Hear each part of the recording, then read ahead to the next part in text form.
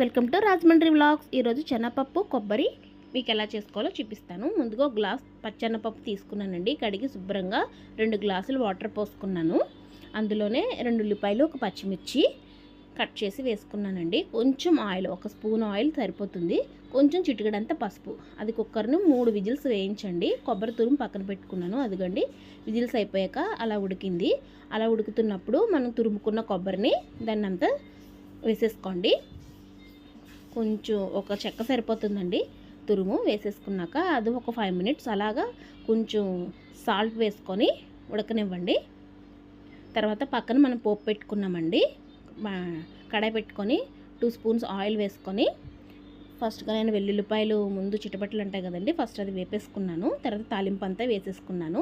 ఈ తాలింపు అంతా వేసేసుకున్నాక ఇందులోకి తిరగమూత పెట్టేయండి. అంతేనండి, శనగపప్పు కొబ్బరి రెడీ. మరిన్ని వీడియోస్ కోసం లైక్ అండ్ షేర్, సబ్స్క్రైబ్